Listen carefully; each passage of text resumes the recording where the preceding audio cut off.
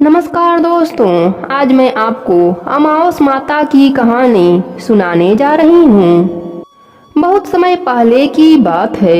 एक गांव में एक ब्राह्मण और ब्राह्मणी रहते थे।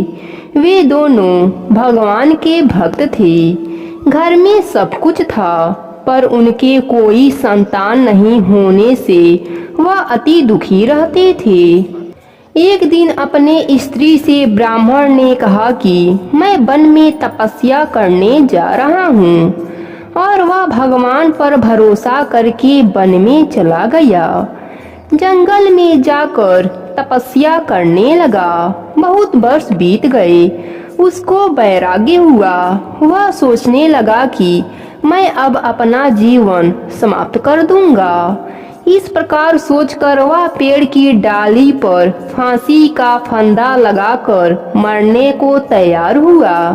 तभी अमावस माता प्रकट होकर बोली, देख ब्राह्मण, तेरे भाग्य में 7 जन्म तक कोई संतान नहीं लिखी है, किंतु मैं तुझे 2 कन्याओं का वरदान देती हूँ। एक का नाम अमावस्या रखना तथा दूसरे का नाम पूनम रख देना। तेरी स्त्री को कहना कि अमावस्या का व्रत करे। अमावस्या के दिन 1 कटोरी चावल भरकर उस पर दक्षिणा रखकर किसी मंदिर में रखे। ऐसा 1 साल तक करना। 1 कटोरी चावल सहित दान करते रहना। इतना कहकर अमावस माता अंतर ध्यान हो गईं। ब्राह्मण घर आया और अपनी पत्नी को सारी बात बताई। अमावस्या आने पर ब्राह्मणी ने व्रत रखा।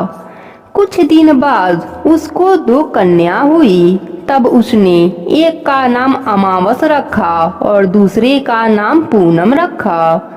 धीरे धीरे कन्याएं बड़ी होने लगीं। ब्राह्मण दोनों कन्याओं का योग्य वर देखकर विवाह कर दिया। बड़ी बहन अमावस धार्मिक प्रवृत्ति की थी, जबकि छोटी भगवान को बिल्कुल भी नहीं मानती थी। बड़ी के घर में तो सुख समृद्धि का भंडार भरा हुआ था, पर छोटी बहन पूनम के घर दुखों का पहाड़ था।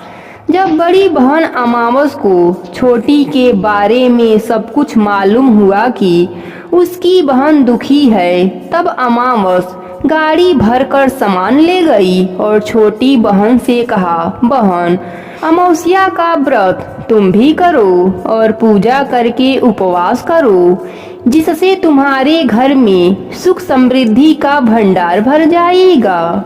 1 साल तक चावल का कटोरा भरकर दक्षिणा रखकर दान करना। पूनम ने अपनी बहन के द्वारा बताए गए नियम के साथ अमावस्या का व्रत करने लगी। कुछ ही दिनों के बाद उसके भी घर धन्य धान से भर गया और संतान की भी प्राप्ति हुई। वह सुखी जीवन जीने लगी। इस प्रकार जो भी मनुष्य अमावस्या का व्रत विधि पूर्वक करेगा, उसके घर में सुख समृद्धि का भंडार भर जाएगा। जो भी मनुष्य इस कथा को कहता है, सुनता है या हुंकारा भरता है, उसके ऊपर अमावस्या माता की कृपा बरसती है। हे अमावस्या माता, आपकी कहानी अधूरी हो तो पूरी करना, पूरी हो तो मान रखना। प्रेम से बोलिए अमावस माता की जय हो।